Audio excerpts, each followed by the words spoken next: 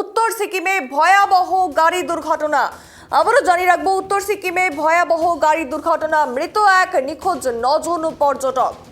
উত্তর সিকিমে ভয়াবহ গাড়ি দুর্ঘটনায় এক পর্যটকের মৃত্যু হয়েছে, নিখোঁজ 9 জন। শুক্রবার রাতে চুংথাং থেকে মুন্সিথাংয়ের মাঝে একটি পর্যটকবাহী গাড়ি অর্থাৎ তিস্তা নদীতে পড়ে যায়। এই নিয়ে আরো বিস্তারিত শুনবো। টেলিফোন লাইনে রয়েছে আমাদের প্রতিনিধি অংশুমান। এই যে ঘটনা, যে ছবি আমরা দেখাচ্ছি, উত্তর সিকিমে এই ভয়াবহ গাড়ি দুর্ঘটনা, আর কি জানা যাচ্ছে, কতটা ক্ষয়ক্ষতি হয়েছে এবং কতজন মানুষ ইতিমধ্যে নিখোঁজ রয়েছে?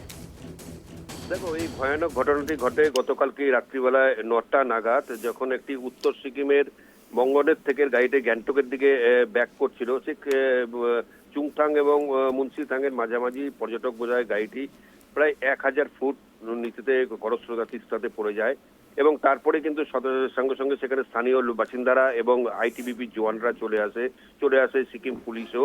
তারা উদ্ধার কাজ চালায়। উদ্ধার কাজে তাদের কাছ থেকে জানা গেছে যে ওই যেই গাড়িটি পড়ে যায়, গাড়িটি তিস্তার গভীর জলে তলিয়ে যায় এবং গাড়িটির মধ্যে চালক সহ মোট 11 জন ছিল। এর মধ্যে 10 জন পর্যটকের প্রত্যেকেই কলকাতার এবং উড়িষ্যার ছিল। এরা গাড়িটি শেয়ারে নিয়ে, অর্থাৎ ভাগাভাগি করে ভাড়া নিয়ে তারা কিন্তু উত্তর সিকিম ঘুরতে গিয়েছিল। তবে সেখান থেকে একজনের মৃতদেহ উদ্ধার করা এখনো পর্যন্ত সম্ভব হয়েছে। তিস্তাতে জল বেশি থাকায়, খরস্রোতা থাকায় গাড়িটির সন্ধান এখনো পর্যন্ত পাওয়া যায়নি। তবে উদ্ধার কার্য চালাচ্ছে এখনো আইটিবিপি জওয়ানরা, তার সঙ্গে সিকিম পুলিশও হাত লাগিয়েছে। আজকে সকাল থেকে আবার নতুন উদ্যমে করে উদ্ধার কাজ শুরু হয়েছে। তবে যেখানে হয়েছে সেই জায়গাটা অনেকটাই জঙ্গল রয়েছে এবং খরস্রোতা তিস্তা পর্যন্ত নামতে অনেকটা বেগ পেতে হচ্ছে। সেক্ষেত্রে কিন্তু ড্রোনের সাহায্য নেওয়া হয়েছে গাড়িটি খোঁজার জন্য এবং ড্রোন দিয়ে এবং অত্যাধুনিক যেসব যন্ত্রপাতি আছে সেগুলো দিয়ে কিন্তু উদ্ধার কাজ চালানোর চেষ্টা হচ্ছে। তবে গাড়িটি যেভাবে পড়েছে সেক্ষেত্রে কিন্তু একটা বড় আশঙ্কা থেকেই যায়, কারণ গাড়িটির এখন পর্যন্ত হদিশ করে পায়নি আইটিবিপি জওয়ানরা। এবং গাড়িটি তিস্তা নদীতে যদি পড়ে যায়, সেখানে পর্যটক যারা আছে গাড়িটির মধ্যে আটকেও থাকতে পারে, অথবা গাড়িটা নিচে পড়ার সময় ছিটকে অন্য কোথাও চলেও যেতে পারে। সেটা গভীর রাত্রে হওয়ায় কে কোথায় গিয়েছে, জলে পড়েছে না কোথায়, সেটা কিন্তু এখনো পর্যন্ত বোঝা যাচ্ছে না। তবে সমস্তটাই কিন্তু আইটিবিপি জওয়ানরা উদ্ধার কার্য করার চেষ্টা করছে এবং যত তাড়াতাড়ি সম্ভব আমরাও কিন্তু এই বিষয়ে আপডেট দেওয়ার চেষ্টা করব। অভিনন্দা। অংশুমান, যে 9 জন এখনো পর্যন্ত নিখোঁজ এবং একজন জানা যাচ্ছে মৃত, সেই একজন কি সেই 9 জনের সাথেই ছিল বা তাদের সাথে তার কোনো যোগসূত্র বা তাদের পরিবারের তরফ থেকে কিছু জানা যাচ্ছে এই বিষয়ে?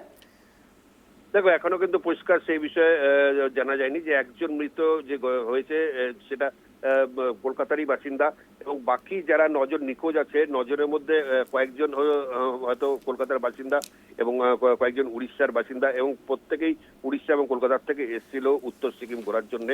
তবে সিকিম প্রশাসনের পক্ষ থেকে তাদের কাছে যেটা আছে, যেহেতু উত্তর সিকিমে ঘুরতে গেলে সেখান থেকে প্রত্যেকের নাম এন্ট্রি করতে হয়, একটা পাস নিতে হয়, সেখান থেকে যোগাযোগ করে সিকিম প্রশাসনের পক্ষ থেকে পর্যটকদের বাড়িতে যোগাযোগ করার চেষ্টা করা হচ্ছে। এই তথ্য আমাদের কাছে কিন্তু এসছে। তবে এখনো পর্যন্ত পরিষ্কার যে পরিচয়, সে পরিচয় কিন্তু এখনো আমাদের হাতে এসে পৌঁছয়নি। অভিনন্দন। তুমি অসংখ্য ধন্যবাদ অংশুমান সঙ্গে থাকার জন্য। ঠিক যেই খবর, যেই ভয়াবহ ছবি আমরা দেখাচ্ছি, উত্তর সিকিমে ভয়াবহ গাড়ি দুর্ঘটনা, যার ফলে একজনের ইতিমধ্যে মৃত্যু হয়েছে এবং এখনো পর্যন্ত 9 জন কিন্তু নিখোঁজ রয়েছে।